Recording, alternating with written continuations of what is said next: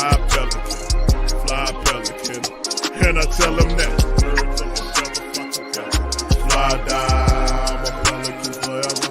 Pelican ain't gon' lie, I feel flyer than I ever been. We stay ballin', this New Orleans, I'm a pelican. It's going down in the nest, wild, wild west. Come in town and you best show us some respect. 3-point threat, I better make it rain. If it's up, then don't jump stupid like your ankle sprain. Always said, never hate the player, hate the game. Jumper where the dame late, punch a train. Post game, big Q, talking about business. Bird gang, YouTube, they ain't flocking with us. Lock up the division mission, get into the finals. Finish competition, then it's going win the title. I know this flyer than you can get. Such a threat that the ref just might call a tag. You could double, you could press, but you can't check. Right, left, slide by you like a Eurostep. Fly pelican, and I tell them that birds of a feather flock together. Fly die, I'm a pelican forever, pelican forever. And never, and never, and never, and never, and never, and never say birds of a feather flock together. Yeah, fly die, I'm a pelican forever, pelican forever.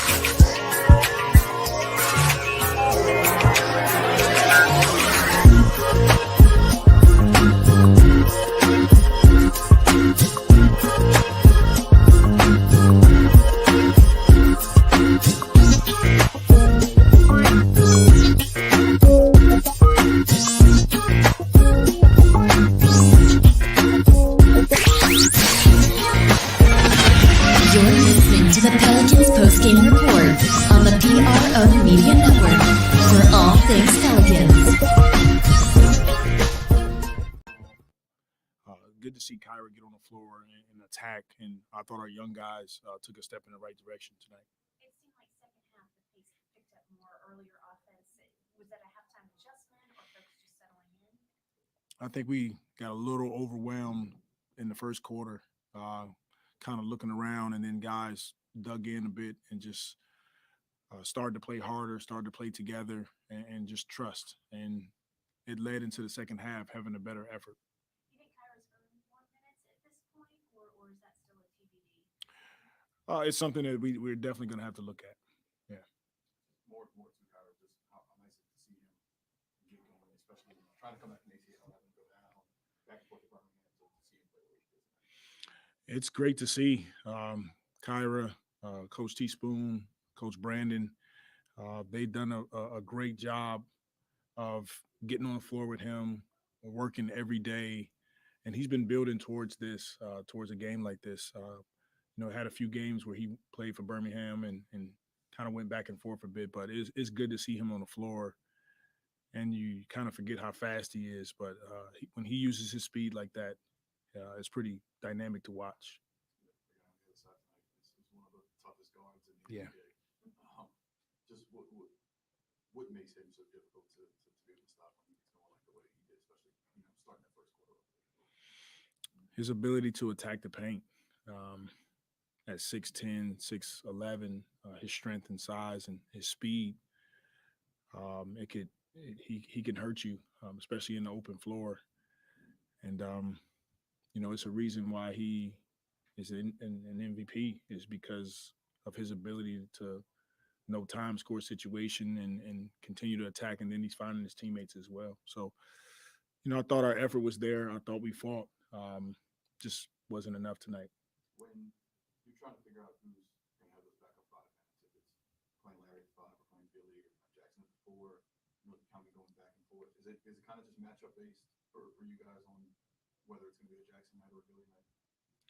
Most of the time it is. We're trying to get more of a set rotation, but it's been, sort of transitioning all season with guys being in and out. We'll take more of a look at it once we get whole, whenever that is. But for right now, We like Larry at the backup 5, and then the situational with Billy and Jax. Okay.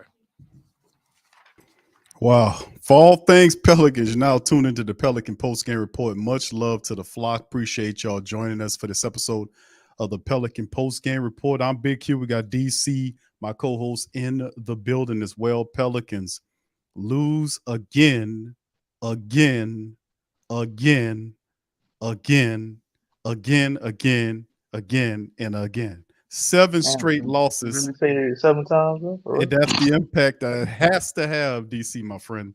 In this episode of the Pelican Post Game Well, we Report, play Denver on Tuesday, so. and again. Anyway, No, we can't say that. BI and CJ should be back, so I think All they right. need to make that entertaining. Well, there you go, DC. There you go, bro. There you go. DC is keeping it positive.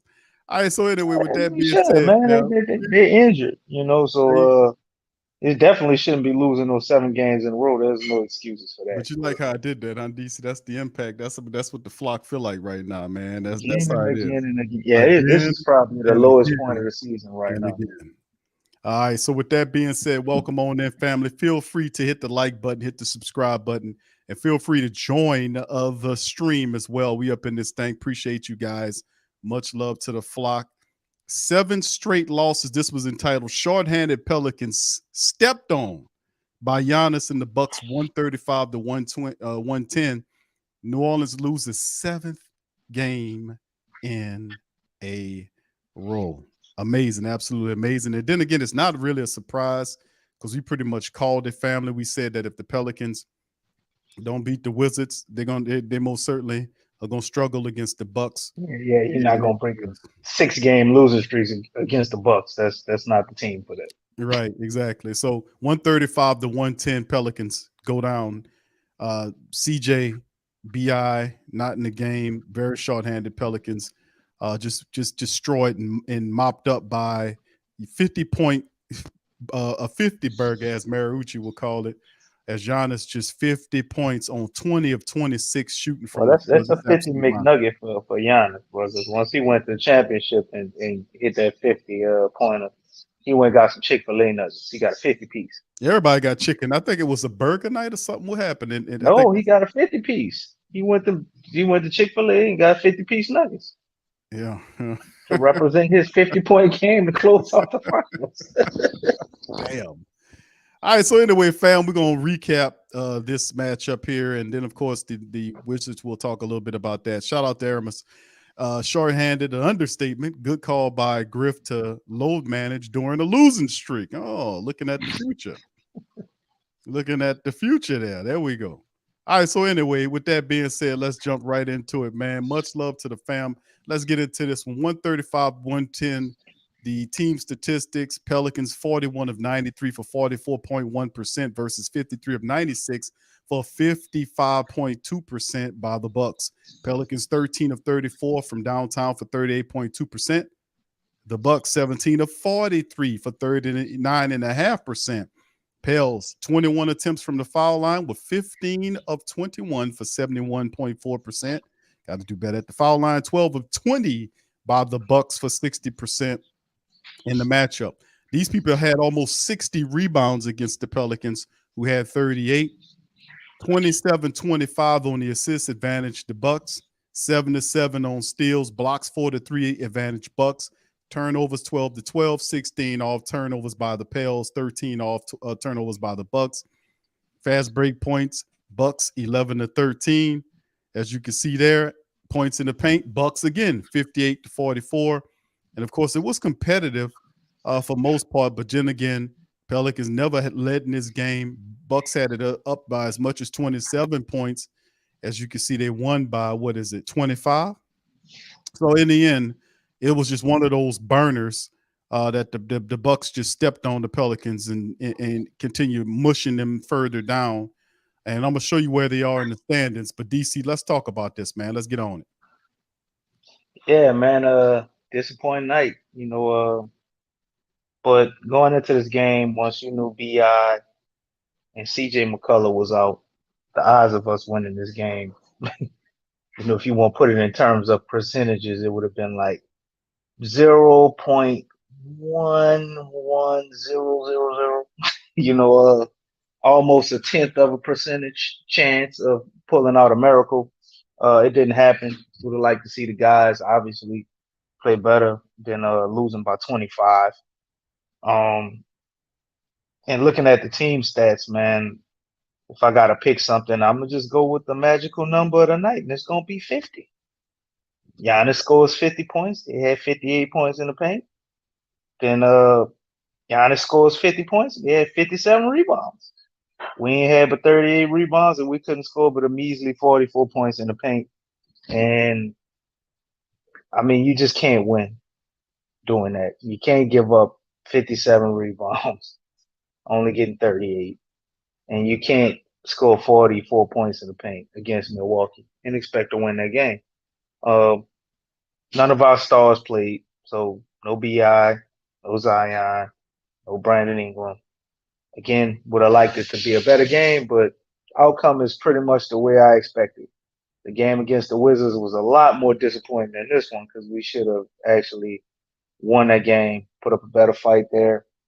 But we did have a bright spot, so I'm actually encouraged by the fact that Willie Green allowed Kyrie to play 27 minutes. As you see, when they play him, he's been pretty good. Not good enough for us to be able to win this game, but pretty good, and hopefully that could be something moving forward that's implemented into the game plan, and we see him actually get minutes as we can fade away from some of those Devontae Graham minutes and just other lineup issues that we had, even though Devontae Graham played well tonight. And you go into the team statistics, Big Q, because I ain't really got nothing else to say about this. Really just want to go ahead and speed ball past this, and we're going to roll this all up into one big old what you call that when you put a whole bunch of stuff together, a pot pie, pot roast, whatever, potluck, and we'll just talk about all these losses in totality and talk the show. We had so many of them. Yeah, it's a lot, man. So it's really a lot. Pelicans basically free falling at this point. To use a flying pun, they're free falling. They done lost a lot of the momentum that they built up early on in the Hold season. on, man. They just diving to go in the water and get some fish, bro. They gonna come out fly you. It's a damn shark in that water, DC. They're diving in deep waters, my friend. But that's the issue, man. They free falling. 7-game losing streak, man. They done lost a lot of the momentum that they built up, a lot of the positiveness that they then built up on, and a lot of people that asking Q what the problem is. And you have to throw injuries in there. You got to throw how they're using these rotations in there. Hold on, Big Q. Hold My on, man Army is saying it's load management, and I feel you, man. You're entitled to your opinion, but I don't think it's load management, bro. I mean, they're actually dealing with injuries. Now, we have a problem with people getting hurt. They're not load managing. Like, guys are hurt, and the Pelicans are very, very cautious. He making reference to BI, and I understand what he's saying, but at the same time, BI coming back from missing 26 games, man. He's not going to play a back-to-back, man. Nobody does. Right, exactly. LeBron wouldn't have played a back-to-back. Whoever you think, Giannis wouldn't have played a back-to-back after missing 26 games, and it's just not going to happen. And that's a part of it. Stephanie had the question is, what's going on here? What's going on with the team? And usually, I mean, it's a combination of things that's going on with the team right now. And to be honest with you, when you see, and when we knew BI was coming back, I was like, I'm gonna be cautious with that because you can't do too much with him. When him missing so much time, you got to kind of roll him back, very cautiously, take your time with him. You don't want him to have a setback and then he misses even more time. But at some point, I think the Pelicans have to step up here and they got to do something different. They need some help here while their stars are down. They need some help. And I think the brass got to put their heads together and do something here, man. Whether you move people in from the G League to help you, or I don't know what you got to do here, but you need to do something to give them some help offensively speaking for this team, because all of the good stuff that they had, all of the positive numbers that we had, they're losing it all. Matter of fact, let me show you something. This is the Western Conference standings as it stands right here. The Pelicans were 4th and 5th in this thing. Look where they are now. The Pelicans have free fall themselves 8 straight. It's actually 8 straight. I said 7 straight. It's actually 8. It just don't capitulate how much losing these people are doing to me, but into the flock. But you Wait, know, you say it's 8 straight? I thought it was 7. I It's thought it 8 was straight? 7th Street. They got 8 here. God damn. They got 8 straight losses here. And with that being said, the Pelicans are now 1 game above 500. They done free failed all the way to the 8th spot in the West. And just a couple of games 8 ago, they were spot, 8 holding. losses. That sounds about right. Right. So you done fell behind Dallas. You done fell behind Golden State. Minnesota beat you. Done dropped behind them. And the Clippers, of course. And like I said, now they're looking at, Zion being ready for the All-Star game. But we're going to question that later on in the show and the thought process on that. All-Star game don't mean shit to me. But what means important to me is having these guys healthy and playing. And if they can't be on the field or court at the same time right now, Pelicans brass has to do something. They're going to have to move some guys in here that can help them and get some of the guys out that can't. I mean, you just can't allow them to keep falling. We're going to get it together. No, you're not. This team is free falling. They've lost. When you lose 8 straight games like this and the way they're losing, like they don't play. And another thing, Stephen, let me throw this out there to the flock that's these questions. My observation is this. The Pelicans, despite whatever's going on, whether it's injuries, which is a part of it, they can't put together full games. That's the problem. It's always a bullshit quarter that they lose, or maybe a half a quarter or 2 half a quarters that they always end up losing badly. Like they just can't lose the quarter by 5 or 6 points. They got to lose the quarter by 8, 9, 10, 12, 13, 14, 15 points. It's All always right, bro. so it's TC. So it's always We gotta do it in the first quarter. We just gotta do it. But this is always they can't put full games together. That's the problem during this losing streak. It's always one bullshit quarter or a half a bullshit quarter mixed with another half a bullshit quarter that you put together somewhere and they end up losing the game on the back end. They can't get back to do it. They can't muster up enough offense to catch up with what they're doing. It's always they can't put together full games, and that's the problem. So Well, I agree with my man Marley, man. He said the Pels need consistent shooters like Beasley or Sealy, and I think that's part of it. We just don't have. We need about another guy or two that could just score, man. Obviously, we got defensive minded guys. The guy you get who can score, you would like him to play defense, too. But it just that's just what it gets down to, man. We don't have guys that can score at times. I think sometimes they get away from the offense, and we see other teams going 1-on-1 against us because for whatever reason we don't like to double certain guys and this or that.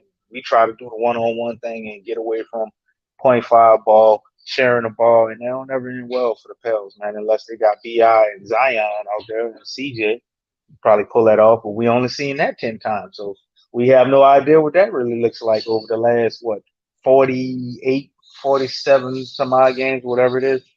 But my man Armius Jones, Jason Tatum, and Jaylen Brown our superstars are around the same age. So I guess you're saying that they play in back-to-backs. Yeah. Jason Tatum and Jaylen Brown do play back-to-backs. Last time I checked, they was healthy.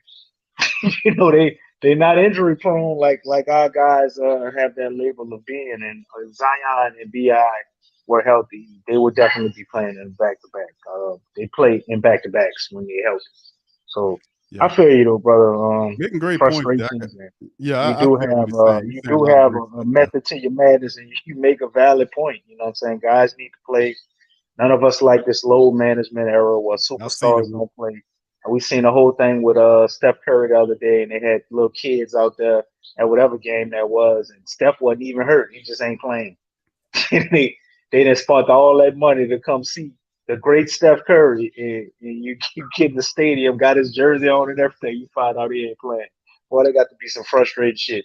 And I would be mad as a kid, man, and as a father, ain't no telling how much money they paid for them damn tickets. Because when guys like that come, the tickets almost double and triple in price, and then they don't even play. So I feel you, Aramis, man.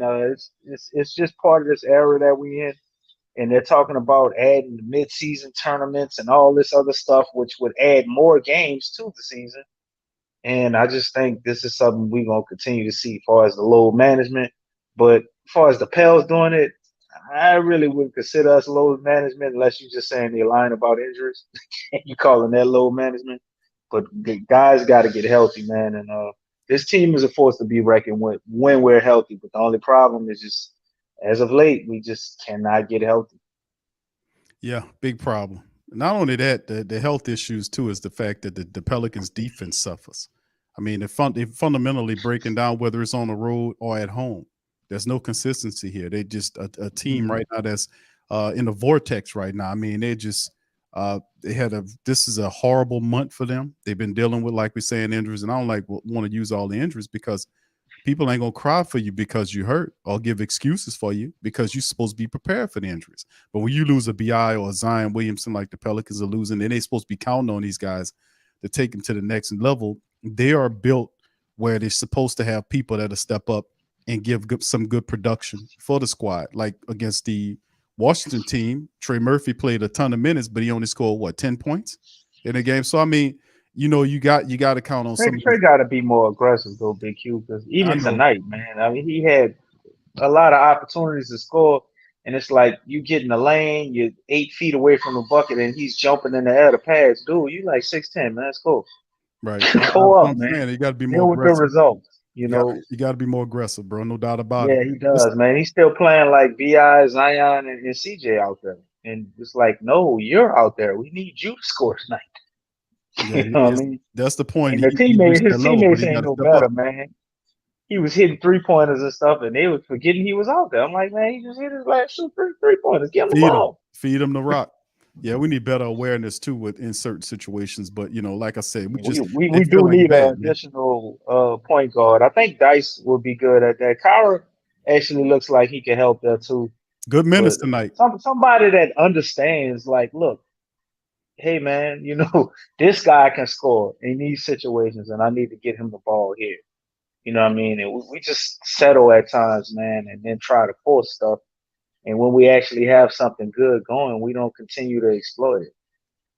Right. Let's get this done. Let's move past these into the preview against the Nuggets after we get this done. Pelicans top scorer tonight was Jose Alvarado, 18 points in 29 minutes of action. He had 6 assists, 3 boards for him in the matchup. Next scorer is 16 by Valanciunas, who played 22 minutes. He had 3 personal fouls. 16 points, only 3 boards in 22 minutes by Big V, 17 of 16 from the field. 16 points for Trey Murphy in 36 minutes, 6 of 11 from the field, 4 of 6 from downtown, 4 3-pointers in the matchup. Felt like he could have had a couple of more in there, but like you said, they didn't realize to feed him.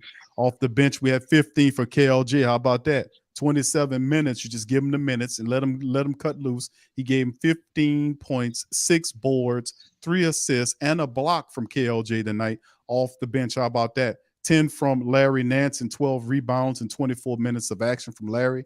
10 from Graham in 18 minutes of action. 3 assists, a steal in the matchup. 6 from Jackson and 3 rebounds in 22 minutes. 8 from Najee Marshall in 34 minutes, struggled in the matchup. 4-15 from the field. He was 0-5 from downtown. Couldn't buy a 3-pointer. Finished with 8 points, 6 assists, and 4 boards for Najee Marshall. 11 from Herb in 27 minutes of action. 5 boards, 2 assists, a steal, and a block from Herb Jones. So Pelicans 9 deep tonight. The Bucks, it starts and finished with the Greek freak Giannis. 50 points, 13 boards, 4 assists, 20 of 26 from the field, 3 of 4 from downtown. The only thing he struggled was from the foul line, 7 to 12. He put up 50 and 13 on the Pelicans tonight. Jrue Holiday, just a spectator, 17 points, 7 boards, 6 assists. He was just watching Giannis tear it up. Lopez, 15 points, 8 boards in 32 minutes of action, and not one other double-digit scorer for the night for them as Giannis cut loose in the game. And of course, now with that being said, the Bucks sweep the Pelicans on the regular season 2-0. They beat them 128 to 119 the first time around, and then they won up them 135 to 110. DC, go ahead and talk about your individuals. I know you ain't got a lot of them.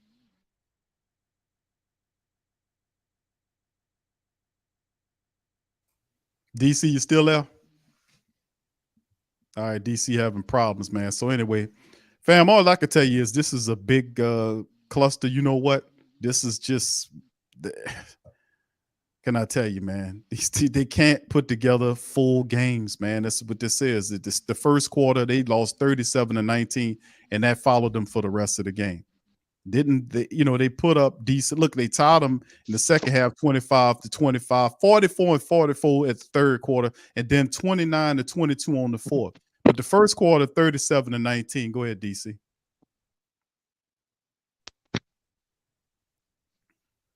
All right, you still having problems with your mic, sir? Can you hear me? Yep, go ahead. Hello? All right. Yes. Now you can hear me. Yeah, I was saying, yeah, man, it ain't 3 players no more. It's just 2 because we losing. So the last 8 times, it's only been 2 guys, and I'm gonna do the same thing tonight. Actually, the 2 guys I'm gonna give though is gonna be Trey Murphy. It's just ain't really nobody else to give it to. I would like to say Jose, he had 18 points, but that was the most non-impactful 18 points I've ever seen from Jose. Didn't really have a great night, especially on the defensive end. We saw Jrue Holiday getting whatever he wanted on Jose. And, you could look at Herb. He had a decent game, but, nothing to write home about. But Trey Murphy, man, he had the hot hand going earlier. He was 4-6 from the 3-point line. Only 2 rebounds, 2 assists. He had a steal. Decent game, but I think we needed Trey to take a lot more shots. Maybe take some of those shots away from Najee, and give a few of them to Trey. Najee kind of didn't have it going with his perimeter shot, even though I saw him do some good things during the game. Definitely got the heart of a warrior and was trying to will us into something out there, being our de facto point guard at times. But Trey, pretty much the guy that had the hot hand for us shooting, made too many turnovers, which, it was only 2, but just too many times he looked indecisive to me. And I think Trey could have easily probably had a 25-point game tonight. But growing pains, man, still figuring it out. He needs a little midi shot, some type of midi shot, man. He got an okay floater. Don't feel comfortable busting it out all the time. I know he like dunking on people's head. Got accepted to the dunk contest too. So shout out to Trey for that. But our other guy, man, is the guy we've all been saying we need to play, which is Kyra Lewis. Kyra looked awesome tonight, man. Kyra coming in the game had a huge impact. They got the score all the way down to like 6 points, after putting him in, man. He came in there and got the work. This is a guy I think that could come off the bench for us and give us some buckets. Kyra went 7 of 11. He's 1-3 from the 3-point line. Got 6 rebounds, got 3 assists. He got a block and multiple turnovers by forcing the ball off of the other player, even though it didn't register as a steal. And I didn't see anybody manhandling him on defense. He played solid defense as well. So Kyra would be, I guess, the player of the game for me. Watching this game, he was the most impactful guy, and hopefully the way he played tonight can wake up Willie Green, management, David Griffin, or whoever it is. I know Devontae is going to have to play because he's making $11 million. They're not just going to not play him. But you got to give Kyra some minutes, man. If you actually want to start winning some games, tighten up our rotation off the bench because we got problems with our rotations. I'm not liking what coach has been doing because it's not working. But I will say, contrary to last year, at least he's trying different things. I've seen multiple lineups. We complained about him not playing Jackson Hayes with Jonas Valanciunas and all of this stuff. These lineups we wanted coach to do last year. He's trying all that this year. It's just not working. So we got to figure out our rotations. I don't like in particular last game when BI had it going and we set him down for almost 30, 40 minutes before he got back out there and he was hot. I know he's coming off of an injury, but just little stuff like that, man.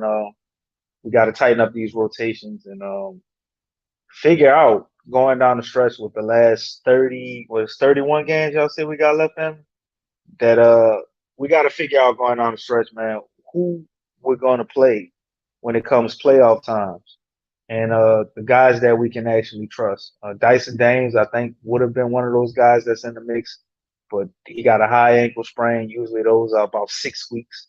So he's going to come back and be on a countdown and try to see about showing himself in those minutes for the playoffs and hopefully not the play-in, because if we keep tanking like this, we're going to have to fight through the play-in to get to the playoffs. I don't think the Pels will keep nose diving, as you said, Big Q.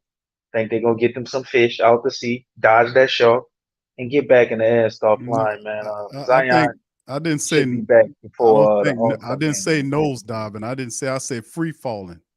Free fall. Free falling. That means you just falling. You ain't got no control. You just falling your ass off. And 8 Got a straight broken losses. wing? Got a broken wing, man. We're going to get that wing fixed, bro. Yeah. Well, if you survive the fall, that is. So I mean, We're anyway, going to survive the fall, man. We survivors. That's what we do. that's what we do. We We listen. survive. That's a lot of losing, man. 8 straight losses. I can deal with 4 or 5 of them, something like that. But 8 straight, that's an indication of problems, man. Because Well, really, they want to. I think they want to get maybe about 3 more, bro, and they go turn around. They looking to do the oh, same thing they did I'm glad you. So they'll drop to 28 and 26 before they turn it around. Okay, all They right. try Glad to you go got the 3 or science on 16 that. again, bro. It Oh, just turn it on and don't lose no more games. That's what okay. Oh, well, that's the that sounds plan, bro. encouraging. That sounds encouraging right And there, DC. Thank you we for gonna telling me do it that. when Zion come back, so they can campaign him for MVP. Oh, the Pelicans they won 20 Oh, games in a row. well, I'm glad you let us know that so we can kind of keep our blood pressure together there. Thank you, DC, for that. All right, next matchup, family. We got the Man, Denver my man Nuggets Jared Smith coming said up we here. got the bird flu.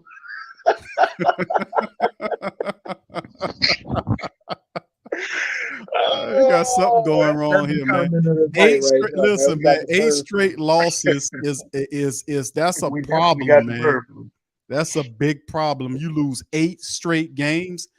The way you losing them, you can't put together a full game. Not none of the games, and all the different teams are playing at different levels.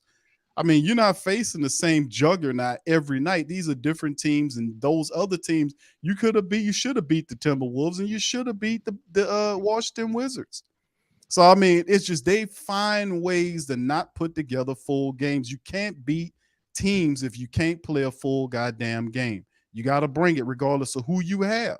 You got to bring it. And if you're not strong enough, go out there and find somebody. If you got to go to the G League or free agency or even a trade, find somebody, but keep the team from losing their momentum this bad. Well, I Just don't don't know sit why on you your say the ass G like League, that. brother. I mean, whatever. Go. You got to We don't play scour. our good players that's in the G League. I'm saying you need a change. You need a change here, DC, is what I'm saying. You can't allow the Okay. team to free fall like this. 8 straight losses is a problem. Yes, It it is. displays a problem. Anyway, let's look at this one here, the Denver Nuggets matchup. Denver is 34 and 16. We're gonna answer some of the people questions, man. They had a couple of questions in there. Or we Okay. gonna wait till Well, after. let's just get through what we getting through, y'all, family. And I promise we're gonna get to some of these questions here. Denver Nuggets next matchup on the 31st. They close out a horrible, stinking month for the Pelicans. 34 and 16. They're 22 and 4 in their building.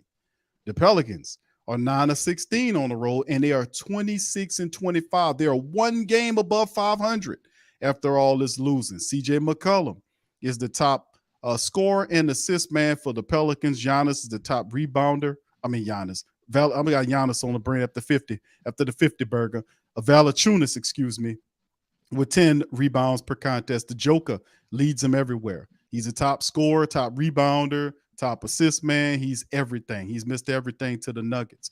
And of course, some of the injuries right now as it stands, Daniels, Dyson Daniels, Brandon Ingram, CJ McCollum, all listed as out. That might change as we get close to this matchup. And you see what Denver's doing. They got a few guys, unknowns, that are missing the game, but they're big guys, should be good to go. Denver is the top team in the Northwest. They're currently on a 2-game losing streak. As well, the Pelicans are losers of 8 games in a row. All that little momentum is vastly leaving them. So anyway, with that being said, DC, this is the depth chart here. Jamal Murray, KCP, Michael Porter Jr. is back. Before we didn't have to play him, DC. We just had got the Joker back off of injury. That was enough to handle business against the Pelicans. Now you got Jamal Murray, Michael Porter Jr., and the Joker all back, and Aaron Gordon playing real good as well. And then, of course, their bench is fully intact. Some of these other guys like Colin Gillespie, he's the only one listed as out. I don't really count him as much. But at the end of the day, their top 3 players are in this when they're currently on a 2-game streak, losing streak, and they're looking at the Pelicans like a very good-looking steak. That's all I can say to you. What we gotta do. They pissed off, man. They just lost to Milwaukee, and then Joker got embarrassed against Embiid when they lost to Philly. So we playing a pissed off Denver Nuggets team, as you can see by the indications of the matchup indicator. It's giving us a 20% chance of victory. They telling people gonna smack the piss out y'all, God man. damn, man. I get it, because when you look at the Pelicans in the last 5, I mean, we ain't got a W up there at all. Sheesh. Tough So I times in the understand, city. man. And we didn't have to play Michael Porter, as you said, and we were having problems with Denver. But, that also was without BI. So we'll see if he can return to the form that he was at maybe in the first quarter of the season. That'll be a big boost for us. Also, if we find a guy like Willie Herman Gomez and give him minutes again, he seems to play good against Joker for some reason, and we can get more out of Valanciunas. Hopefully he won't get ejected for an elbow like in the But Wizards game. DC, Joker loves the Pelicans. The Joker loves the Pelicans, man. He averaging 28.5 points against them and nine and a half rebounds. He shoots 37.5% from downtown. Split with them though, Big Q. They win one, we win one. They win one, we win one. That's kind of how it goes with this Nuggets team, man. They don't never fully manhandle us for as just running over us, winning games, and we can't never seem to fully figure them out and win every time that we go up against them. So it's usually pretty even far as the wins and losses, and maybe they can do what they've been doing when we've been undermanned, because we were able to beat them last time we played them, man, 98-99, as they played down to that competition because they were the more talented team. That night they had more of their guys, and they just kind of played down to our level of ball. And we got that victory by closing out the game, doing what we're supposed to do, playing some pretty good defense. And I see that creative mindset, that Mardi Gras devil jerseys. Yeah, well, I think we won a goddamn game in the Mardi Gras jersey, man. They need to just hang the city editions up for the year, man. I don't want them no more. We ain't won nothing with them on, bro. Just give it up. But it is Mardi Gras time, and we're going into February, so I hate to disappoint y'all, family. I will assure you that I will not get my wish. They will put them damn jerseys on at least 5 or 6 more times. So I think we can get this Denver Nuggets game, but I thought we could get a lot of games the last 8 times. I turned out to be wrong. So I'll say in order for us to win this game, I think we would have to take some of the bright spots from tonight. The fact that the Pels were able to score. We got over 100 points, I know, which is pretty sad that I'm stating that as an accomplishment. But hey, it's been pretty rough for us these last 8 games. We did have some semblance of continuity on offense at times. It went in spurts. We definitely got to play D. You're not going to completely stop the Joker. Nobody does that. But we definitely need to tire him out, man. As I always say, going against the Nuggets, we need to utilize Giannis Valanciunas, and we need to do it in the paint. Like tonight, I don't want to see him shooting a whole bunch of elbow jump shots, even though he can make those.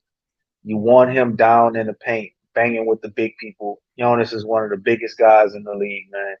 And there's nobody that can really contend with him one-on-one on the block. So we got to get him there, utilize those aspects of his game, while also allowing BI and CJ to get things going. And I think if you utilize Giannis in that capacity more, and you allow them to have to kind of switch up their defensive scheme or pay attention to him, like create a double team, I would try to feed Giannis until he forces them to double him, and then you allow the game to come to your guys like CJ McCullough and Brandon Ingram, who we know if you can get them quality looks, they will knock down all day long. But not sure if the Pels will do that. But to me, that's the keys to victory. And on the defensive end, I would use that as a part of my defensive strategy because whoever the Joker is sticking, you got to score. I want to tire his ass out. And that's the bottom line, man. That's the best way I've seen for people to actually beat the Joker is when he has a difficult matchup on defense. And it's hard for him to maintain that same level of play on offense and also play on defense. So if the Pels want to win, they got to get some points in the paint. A lot of them. Indeed, a lot of great commentary. Shout out to the fam. Appreciate y'all being here. Lexa, Aramis, Damian, Pierre. Much love to the fam. Creative Minds, Brother Dan, Big Sean, Melanin Guy, Jarrell, Youngblood 46, Tremal, all the fam, man. Appreciate all y'all being up in this thing, man. Slim. Who else we got? Mar Javion. Big ups to you, fam. First and 10s in the building. Good to see you, fam. Much love. And woo everybody, man. Listen. Yeah, it's definitely a head scratcher. Pelicans losing 8 in a row like this, and then we got a team that's coming off that 2-game losing streak. The Joker, they're fully healthy, man. All of the people that mean something are going to be in this matchup. They're really good at home. They only lost 4 games in their home building. Pelicans struggle mightily on the road, and let me say this again: that's a tough order, and you're right. That's a very commonsensical approach that you got to tire out the Joker because we know all flows through the Joker. But this team have all of his big guns together, some of their top key reserves. It's going to be tough for the Pelicans to beat the Nuggets unless they bring a full game complement. They have to play a full game and not get out there and have these laws and defense and all this other kind of stuff. They got to put a full game together. And you can see the frustration in Coach Willie because it's the same thing game after game. And listen, it shouldn't have been an 8. We know this, family. It shouldn't have been an 8-game losing streak. For God's sake, we played the Orlando Tragic in the matchup, even though they didn't play like that. They've been stepping up, playing some good ball, but still in all, you should have beat Orlando. You should have beat Washington. And there are a couple other games in there the Pelicans had, but then relinquished because they can't put together full games. That's my thought process, is that if they bring it, they have a chance, but they don't bring it. That's why we losing. They'll point at the obvious things like injuries, but remember, we kept saying this all season long. Right? And y'all put one in the chat if y'all remember us saying this, and y'all agreeing to it, that the Pelicans is one of the deepest teams in the NBA. Then if they're one of the deepest teams in the NBA, then if we have to go through stretches where some of our best ball players aren't there, then the Pelicans, they won't win every game, but they'll be competitive. They'll beat the teams that they're supposed to be and challenge those teams that you need superstars to beat and at least lose by maybe 5 points, maybe 5 or 6 points. But a lot of this is due to the fact that they have these collapses, man, and it's just ridiculous. So if you're a deep team, and the Pelicans are known to be a deep team, where's that depth now? Where's the depth now? Where is that at right now? We knew damn well that Zion has some issues injury-wise. We know that. That's well documented. We knew damn well that BI has injury issues. We know damn well. So you needed to have a deep team to compete, to deal with that, to have insurance for our stars because they're known to miss games. So where is the depth right now? And it's the fact the Pelicans are not putting together complete games. They're not playing defense like they're supposed to. They're turning the ball over. They're making stupid shots or taking bad shots when they're not supposed to. They're just totally at times going away from the hot hand. Guys are being selfish with the ball. It's a number of different things that is going on through this 8-game losing streak that's just ridiculous. So you can see that Coach Willie is literally you can see him visually frustrated, like at the press conference. He's trying to contain himself, but he's getting up there saying the same shit every press conference for the last 8 losses. It's the same thing. Can't put together a full game. We always seem to lose one of the quarters. I mean, it's just crazy, man. But they thank the Pelicans. We don't just lose them. We implode. I know that. We That's implode for a quarter every game. DC is like five, like I said, it's not like it's always a really bad quarter, whether it's the first quarter, like in the matchup tonight against Milwaukee. They just got destroyed in that first quarter. It's always one quarter where they slow coming out or they have rhythm issues. They don't adjust like they're supposed to. Say, oh, we got to get this right. It's just really frustrating to see that, because people going to point at the obvious, but the obvious, we know about the injuries, but it's more than that. If you're a deep team that have deep depth, then you're supposed to be able to absorb some of this to a degree and still be able to win games in the NBA, because most of the times you're not going to have all your starters. Some of these games you're going to have to win on the line. Some of these games you're going to have to play defense and force the other team to give up turnovers and convert. Some of these games you're going to have to outshoot them. Some of these games you got to lock them down defensively. We can't let them rim run. We can't allow them to beat us with second chance points. That's how a lot of these teams was beating us. The Pelicans sloppy on the offensive end and allowing people to get second chance points on us. That happens game after game. So we can't always point at the injuries. It is fundamentally bad, poor play by the Pelicans that is hurting them. That's that real deal. All right. So anyway, one more look at the Western Conference statistics, because this is where you really get punched in your face, Flock Nation. The Pelicans at one time, DC, was sitting up at the top 5 team, bro, just a couple of games ago. The Pelicans are now number 8 in the Western Conference. That's right, number 8. They've lost 8 in a row, and they're at the 8th spot. Below Dallas. They're tied with Dallas. Golden State is now in the top 6. Minnesota, who beat the Pelicans, are 5. The Clippers 4. Sacktown 3. Memphis is 2. And Nuggets, the team we're supposed to play on the 31st, they're the best team in the West. So at the end of the day, man, this is going to be. They got like really 5 nice. people that shoot above 38% from 3-point line. Man. Goodness. And the DC, you got the Nuggets with all their people. We got them with Michael Porter. He's healthy. Jamal and the Joker and their top reserves. And Ain't Aaron just them, Gordon man. playing really good. When is the last time we played an injury-riddled team? Man, listen, bro. It's just, my goodness. Everybody's healthy right now except us, man.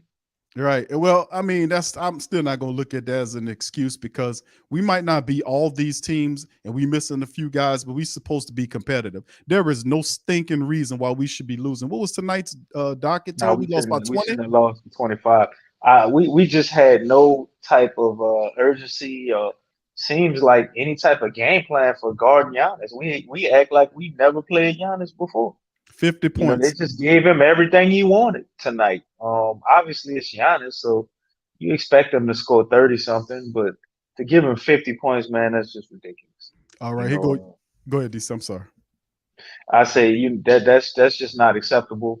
If somebody else kills you, or if Jrue drops 30 and they win like that, I mean, you're okay with that, man. But you have to stop Giannis. So we're looking at playing the Joker, and hopefully we learn from our mistakes and don't go with any stupidity like that. And I heard my man Jay Black, I saw you in the comments saying, what they did in Philly, they put PJ Tucker on the Joker and allowed Embiid to roam free and block shots. And that would be a good strategy for us, except we don't have a PJ Tucker. I mean, I guess we could play Larry Nance and JB together, and you allow Larry Nance to block shots and JB to stay on the Joker. But then what are you going to do? He's going to get in foul trouble. Exactly. So it's like, that ain't going to work. I think that's a good idea, but I don't know if we can do that with personnel. I mean, you can look at putting somebody like Jackson Hayes on him, but that's barbecue chicken. Nah, he going to kill down Jackson. And post him up all day. And then turn him into a paratrooper. Gomez, we could put him on there. He has success for some reason against Joker. Even Gardner. They both had that slow type of game, so I guess he got that mental telepathy on what do you want to do, because he kind of plays similar, even though Willie Herman Gomez is no Jokic. But he understands what he wants to do and seems to guard him okay. So maybe that's something we could look to do, and maybe the coaching staff might be a step ahead of you on that one, Jay Black. Yeah, it's an intriguing idea, but that'll get Larry Nance in foul trouble. Jackson, but they always play Willie Herman Gomez though. But that is the best option because that's the best option, because Joker is not athletically gifted where he gonna do all this kind of stuff, and him and Gomez, Hernan Gomez athletically are right around the same order. athletic wise, not skill wise, speed wise, they're right around the same order. I think he's a But little Jackson faster. Hayes, Jackson Hayes would become a paratrooper. He'll back him down, and Jackson can't stay on the ground, man. So he'll get him in foul trouble, lickety split. Youngblood says, QDC, do y'all think the Pelicans will keep Kyra on the main roster and not send him back to the G League now? Well, you can't send him back to the G League after what he did tonight. I definitely think this buys him a chance Can we send Graham to the G for League? some more minutes, and how he reacts to getting these minutes will determine if they send him back to the G League or not. If Kyra makes the most of his minutes every time he's out there, as you seen with a guy like Jose Alvarado, we forget that when Jose got here, he was on the cusp, floating back and forth the G League. But when they did allow him to play, he made the most of his minutes every time. And it got to the point where that was just like, it's just a no-brainer. There's no way we can send this guy back to the G League. Kyra has put himself in position with this game to have a chance. So What up, brother? as long as he's doing what he's supposed to do with whatever minutes he's given, I don't think, at least not at this time, that they'll send him back to the G League for any reason other than if maybe he got hurt again. And, even if it's a little small injury or something, he have to work his way back, try to build his confidence up again, because he did come from an ACL, and now you got, that type of thing. But I don't think Kyra goes back to the G League. I'm going to step out on the limb and say that. Barring injury, I think he's going to make the most of the minutes that he gets. He seems to be hungry, and the more I think about it, every time I've seen him play, he's done something impactful, even if he was only out there for 5 minutes. So I think he's put himself in position to where coach has to play him. Yeah, I agree. I don't think KLJ goes back to the G League, man. We're getting closer and closer to this trade deadline, and I think he'll become a mainstay on the team. I mean, he's showing you what he can do. We've been saying that, but KLJ, what he brings is something that nobody else on the team brings. I mean, he's a guy that you can't stop getting to the rack. He can get to the rack. He can finish strong. He can shoot the 3-pointer. I mean, he don't shoot at the higher clip, but he'll get better. But he's a guy that's so fast. He's lightning quick. He changes everything. He gets from one end of he gets coast to coast so fast, it's ridiculous. Pelicans simply don't have that skill set out there. And I think eventually, as we get closer and closer to the trade deadline, you should see him. And once Dyson Daniels get healthy, that'll be a real nice backcourt to see, to be honest with you. KLJ and Dyson Daniels out there. And I think eventually Graham won't be here. Hopefully the Pelicans will make a move and get him on up out of here so we can get some help. And some minutes with Herb. I think Kyra and Herb already have a certain way of playing. They've been playing together for a long time. And I think both of those guys can feed off of one another. That'll be interesting. And help each other go to another level with their games. Kyra, I think, knows how to, make Herb more of an offensive threat. And I think Herb can do the same thing for Kyra because he has a little facilitation ability himself. And then they both are good defensively. Herb is great, and Kyra is a good defender. I think that goes overlooked a lot of times, man. Watching him tonight, that nobody wasn't taking advantage of him defensively. I've seen him make some timely fouls against Giannis.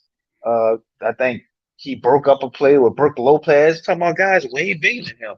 So Kyra adds a lot more than just what he can do offensively. His speed transitions to everything that he does. As you saw him get that loose ball from Joe Ingles when a messed up pass that was going to him, he actually forced the ball off of Joe Ingles, even though they called it out on us. He forced the ball, it hit Joe Ingles and went out. They called it the wrong call, but he could have potentially got us the ball back, just being that fast, and he chased that down and made that play. So him with Dyson Daniels, like I told you, Q, very intriguing.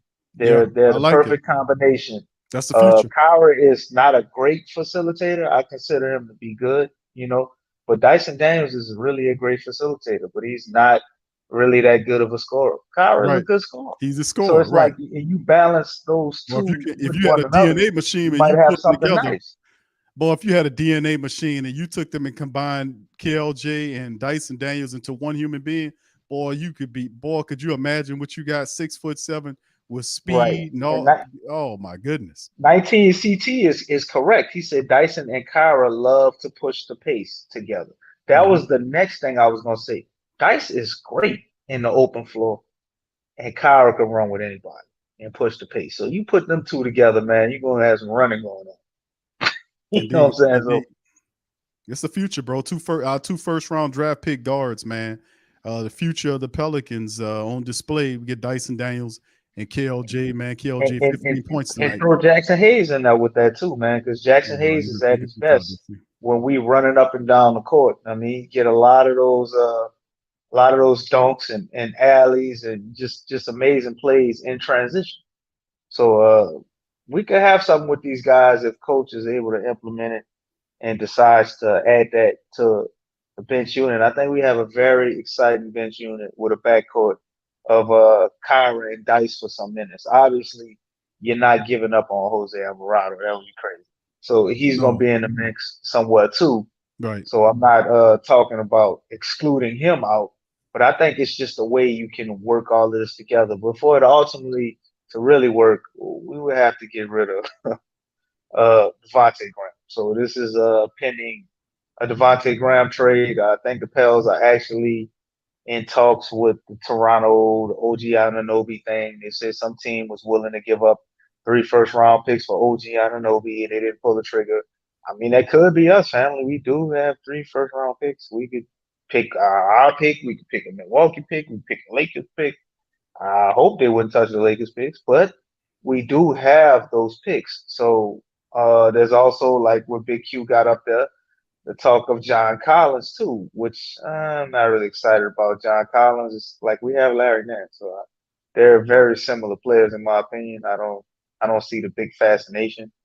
He's not better than Nance to me. He's probably more durable, I would say, and he's younger and he starts. Like if Larry Nance started, I think his numbers would look similar to John Collins or better.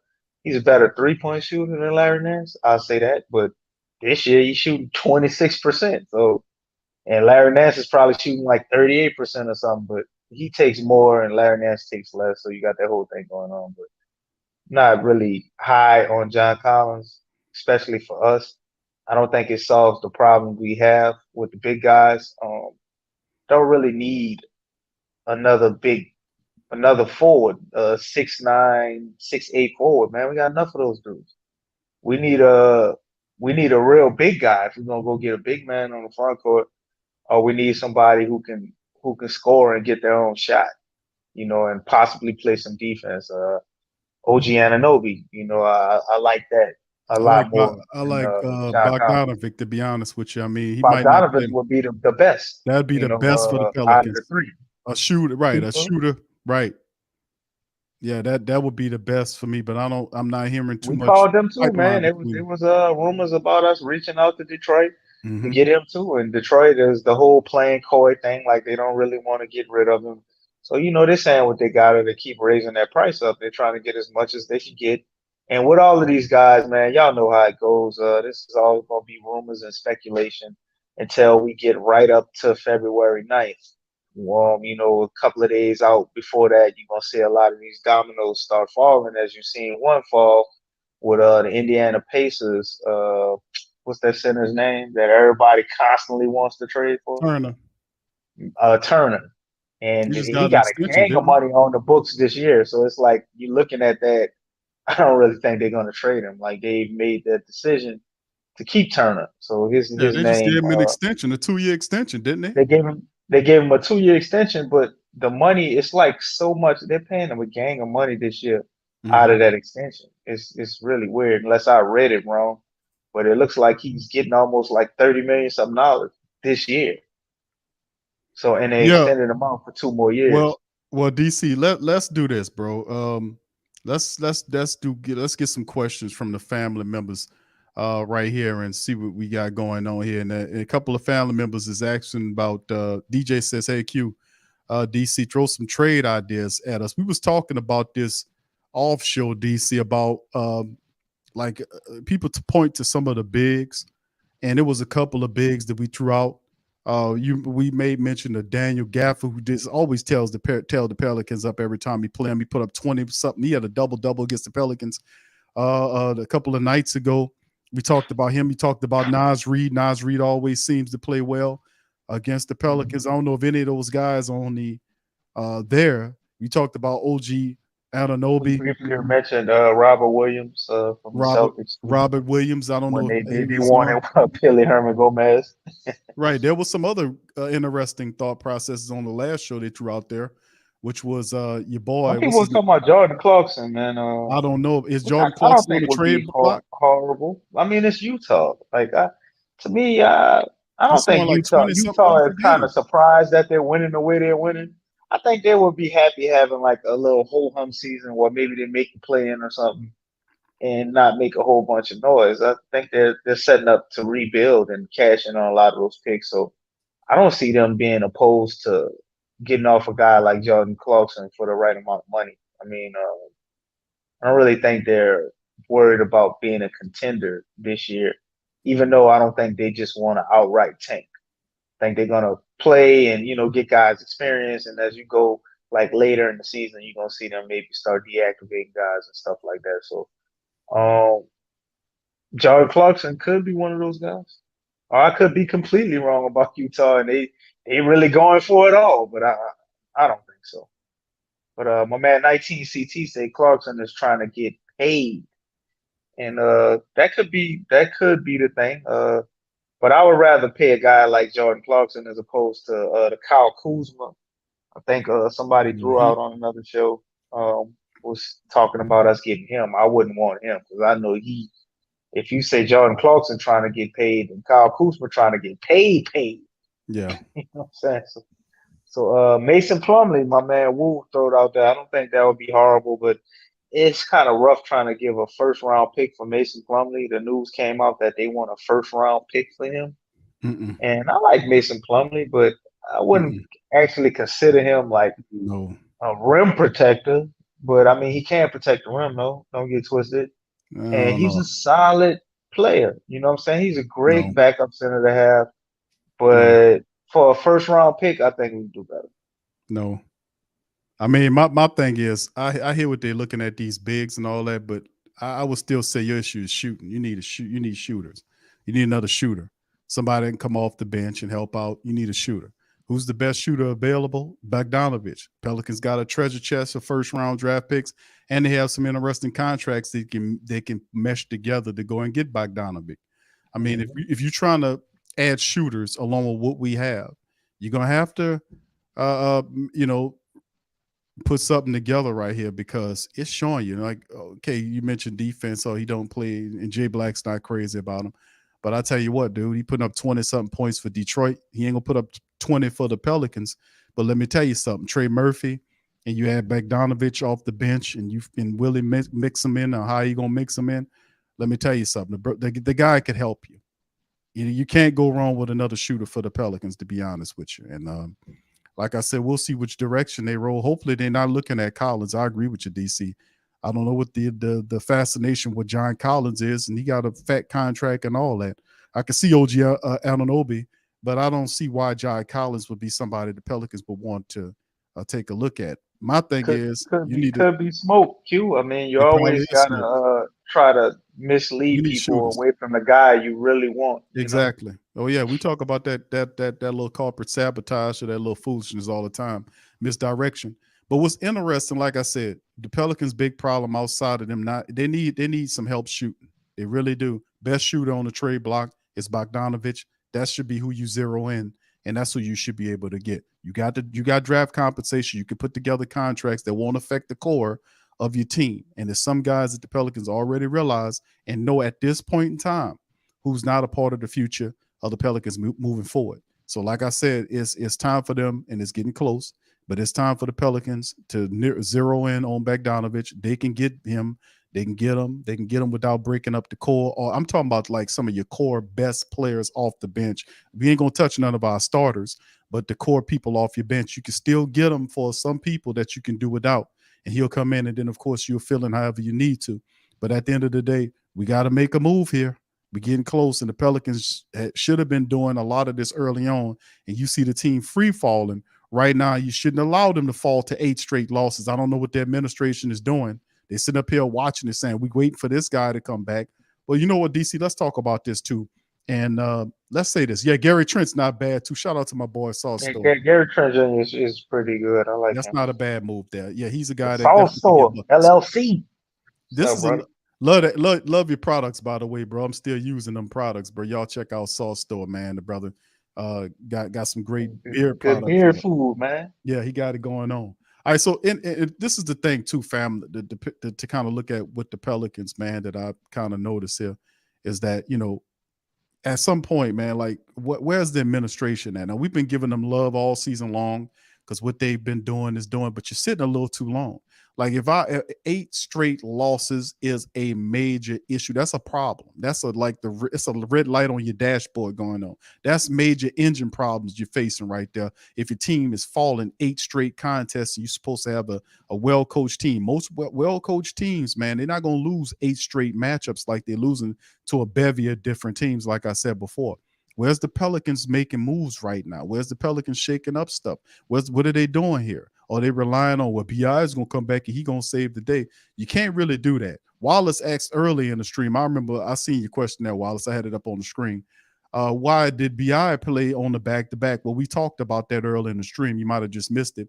Was the fact that when him just coming back, you don't want to put him on back-to-back games. It's a certain way they want to kind of bring him back out into, you know, and playing, and you don't want to do too much with him. You're going to take your time with a player that missed that many games. It's the same thing they would do with Zion Williamson. They kind of slowly increasing his minutes, slowly giving him a lot. They won't give him too much too soon. That's why I was saying when BI comes back, there's going to be a lot of rust, and you're not going to you can't put all that on him right away because he's still got to get back in there, get into the floor game and all this kind of old stuff. But it's really just crazy. I'm like, where the Pelicans administration right now to do something, to do even the Lakers made a move. They got Roy Hachimura from the Washington Wizards for Kendrick Nunn.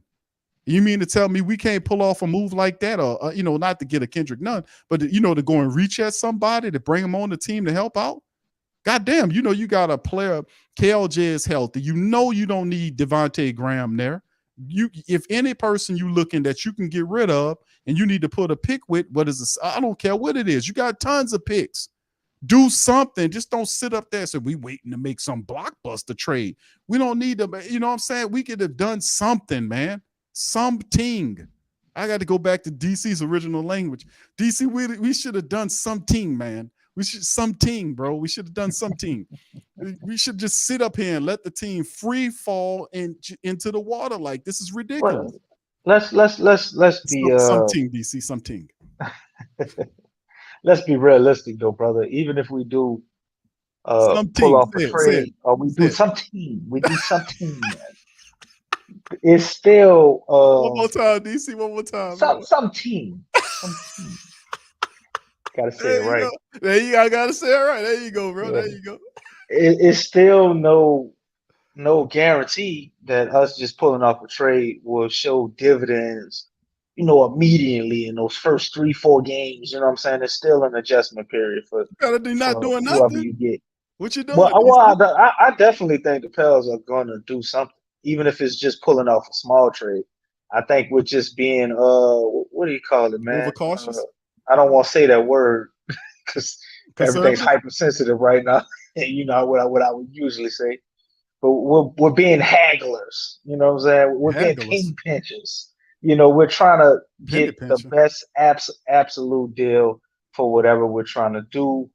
I don't think they want to come off as desperate. It's like, oh, well, you don't want to do it our way. We could leave it, and we're exploring our options and all of that. The whole thing that David Griffin always does, man. When we got CJ, we talked about it and possibly getting them. We went on a bunch of shows, and then boom, just out of the blue, when the trade deadline was dwindling down, they got him. You know what I'm saying? So it's like, if David Griffin gets picks or he's pulling off a trade and he doesn't do all this fantastical stuff in the initial trade and extending on to the back of the trade, the only other examples I have of him pulling off trades are wait until the last minute. when we got what was his name from Dallas? The brother that knew karate. He's supposed to be the toughest guy in the league. Johnson. Johnson. When we Yeah. got Johnson, we did the same thing, man. Yeah. We were saying, oh, we need to get somebody. We need to do this.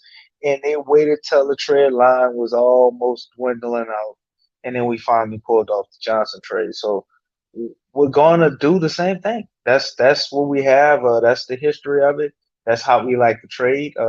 It worked in our favor last year. Obviously, when we did it with Johnson, it didn't. It imploded on us, and we wound up sitting all of our guys out for the last 10 games of the season. They were pissed about that because they thought they probably could have made it, but we'd have had to play almost perfect to get to the play-in that year with Stan Van Gundy. Plus, did we really want to make the play-in and playoffs with Stan Van Gundy?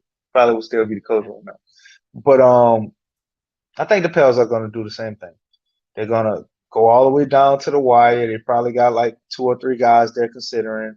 They're laying their chips on the table, trying to go through negotiations, and they're going to pull the trigger on the best possible scenario from a financial standpoint, what they have to give back in terms of compensation for us trades. And, they're obviously going to want a player. We're not just going to give people Devontae Graham and that's it. So we might have to get off of a player that we really don't want to get off, depending on how big of a guy we're getting.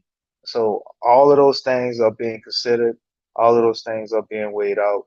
And they're going to take all the time that they can possibly take before they make that decision.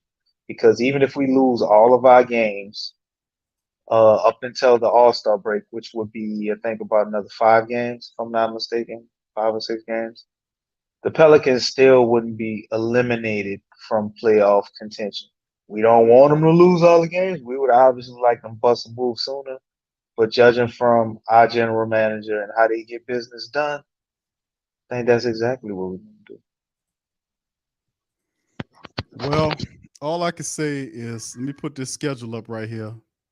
And this is what the Pelicans are looking like. Now, the one more game left in January, and they barely getting out of January. It's such a horrible month for them. And they close out with a tough Denver team, the best in the West. Record-wise, they close out the month. How fitting. We got Denver to close out the month of January. And then, of course, a couple of days after that, they play Dallas on the Thursday, and Dallas is just ahead of the Pelicans in terms of Don't let LeBron get the goddamn record on us either on the 4th. Right. And then you got LeBron's Lakers team. They playing a lot more scrappy ball. I think Andy Davis returned. Then you have the next game because they got 2 home games, which are the 4th and then the 5th. So you got Saturday and Sunday. They're gonna be playing on the weekend. That's really interesting. They have the Lakers and Sacramento. Sacramento a top 4 team.